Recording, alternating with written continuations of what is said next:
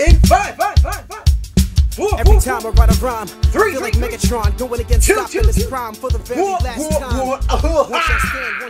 What's going on, everybody? Welcome to a little thing that we call the Cipher 360. I am your host, Marcus the Kidd Warren, and with me is my man Muff. How are you doing today, sir? Oh, man, I'm doing real well. Ready to get into some more reviews. You know, it's been a minute for us, like we just mentioned in our last segment here. So I'm excited, really excited about the next album we're going to review. So you know who else is really excited? All right. Anthony Weiner. That is the most excited man on the freaking planet. Mm-hmm.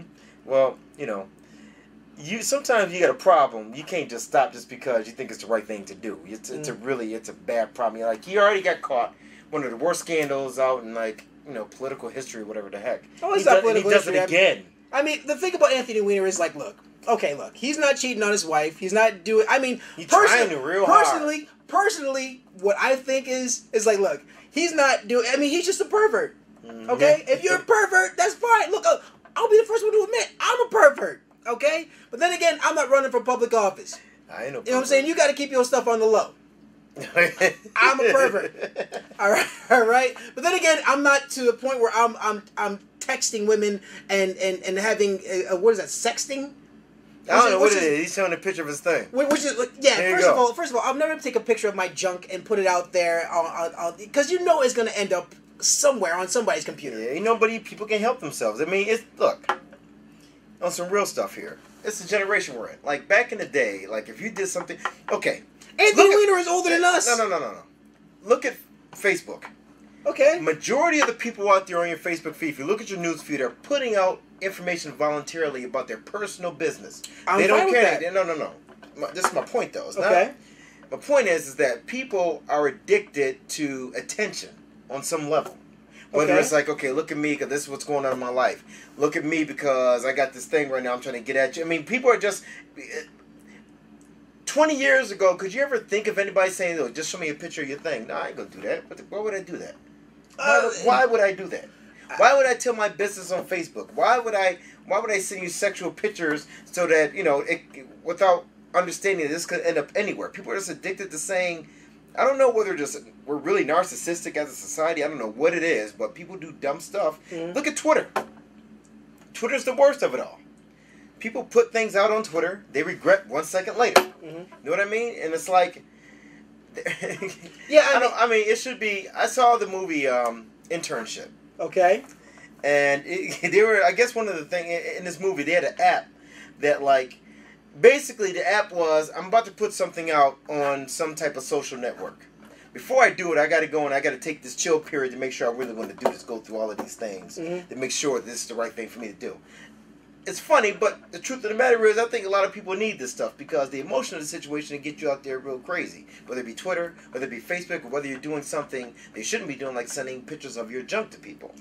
I mean, at the same time, dude, it's like, look, you're a former senator. You're running for governor. I guess at the time he wasn't running for governor, but still, you're in the political field. I mean, you have to be very careful. I mean, you can't put all that stuff out there. And look, if I put out a picture of my junk online, I lose my job. First time you do it, shame on you. Second time you do it, shame on me. No, second time you do it, you just a pervert ass motherfucker. It's just that's the problem. You just a pervert. You know what I'm saying? So that being said, everybody should be very careful about things they put online, and be very careful about things they say when they're on the internet. That being said, if somebody knows some really heavy crack, please contact me. I'm just joking. But anyway, I don't want any crack. I just want meth. You can reach us at kiddandmuff44@gmail.com. You can also hit us up on our Twitter account, which is kiddandmuff, KIDDANDMUFF44 on Twitter. We can also reach us on Facebook. We are the Cipher Crew. And Anthony Weiner, if you need some... Anthony Weiner, if you want some advice about how to get your perv online, just hit me up. Don't be sending people pictures of your junk, because it will end up blowing up in your face like it has, and it's too late. You're not going to be governor. Sorry. It's not going to happen. Not mayor. Not mayor. Mayor. not mayor. Maybe you could be a street sweeper. Yeah, I don't know. Hey, speaking of sweeping things, I think that the next people that we're about to review, there's no segue for this whatsoever. What penis? Slum Village Evolution. Penis. Okay. Slum Village. People sending people pictures of their junk. I'm sorry. I'm done. No, you don't. Go ahead. Okay, Go. I'm sorry, man. Slum Village Evolution. Segue. One of the, I tell you, man, on the real, I really think that I've always been. Let's go back, and we've done this with on the last review we did of Slum Village a year or two ago, but. We know that one of my favorite producers was one of the founders of the group Slum Village. Okay, Slum Village. The name actually comes from one of my favorite all-time hip-hop acts, the Tribe Called Quest. When Five Dog says Slum Village, that's where they get their name from. Whatever. Jay Dilla, one of the founding members of Slum Village, who actually used to be a producer for Tribe Called Quest, part of the Ummah back in the late '90s. Classic material. And the thing about Slum Village that makes them incredible to me, well, the beats make them incredible to me at all times. And they've always been on the cutting edge of beats. If you listen to any one Slum Village album, it doesn't sound necessarily like what's going on out there in hip-hop. They have like their own style of production. And that's what they're all about, production. And they've never really been about dope lyrics necessarily, per se. It's not about you listen to it like, oh man, these are the tightest lyricists. They're not the tightest lyricists necessarily. Young RJ is really a producer. He rhymes, but he's really a producer. Jay Dilla's little brother. He's in it also. T3 has always been in Slum Village. Okay, so they changed their roster a few times. Yes, sir. Young RJ though, who does the majority of the beats on Evolution, off the hook. I've been talking about Young RJ's drums for the longest, and he does not disappoint on this album. Okay. Man, do these drums knock. And a guy like me who really listens to production like that, who really loves beats, I love that stuff right there. It's off the hook. As far as the MCs are concerned, they're decent. You know what I mean? Illa Jay Dilla's little brother, he's not a dope lyricist, but he flows well with beats. That's what they do. They look for a flow, a groove. They groove with those beats. And the album as a whole sounds incredible to me. It really does from top to bottom. What do you think about it? Well, look, when it comes to the beats, totally agree with you. When it comes to the rhymes, I kind of disagree with you because look, on this joint, and maybe I agree with a little bit because I mean, when it comes to Slum Village, these cats flow over their beats like butter flows over pancakes. Okay. Okay. They know exactly what they're dealing with, and they have the production there.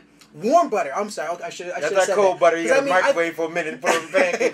Because I should have left this out. I think the flows over these beats. First of all, the beats are freaking ridiculous. Don't they not? The beats are so boom bap. I mean, not every beat is boom bap. Right. True that. Not every beat is boom bap. Well produced. But just very, very well produced, and the MC just rhymes so well over them. It just seems like he just absorbed them. You know what these cats remind me of a little bit? I mean, it's like because I was. Admittedly, a bigger fan of Little Brother.